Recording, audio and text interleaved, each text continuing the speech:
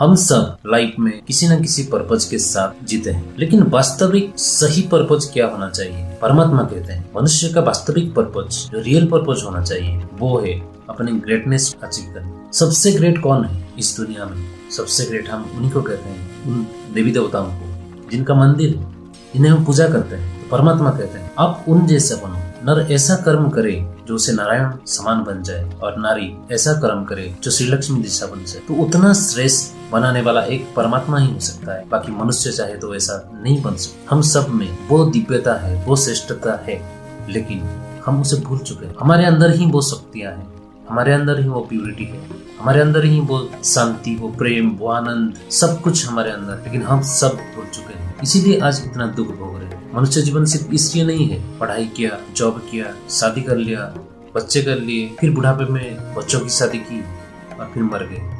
ये मनुष्य जन्म नहीं है। मनुष्य जन्म इसलिए है कि हम कुछ ऐसा कर्म करें जो कि दुनिया में बहुत लोगों को कुछ वैल्यू मिले उससे। हमारा जीवन का लक्ष्य बहुत ऊंचा होना चाहिए। साधारण कर्म तो हर कोई कर रहा है, लेकिन हमें वो शक्ति है, वो हमें वो पावर है कि हम भी कोई असाधारण काम कर सकते हैं, लेकिन वो पावर हमारे अंदर सोया हुआ है। तो उसे जगाना है, और जगाने का माध्यम एक है, वो है मेडिटेशन अर्थात ध्यान। जब हमारा ध्यान परमात्मा के साथ जुड़ जाता है, तभी ये सब मुमकिन होता है। तो चलिए हम सब मिल करके मेडिटेशन करें, उस परमात्मा के साथ अपनी बुद्धि को जोड़ें, फिर वो ग्रेटनेस हम ऑटोमेटिक अचीव कर सकते हैं।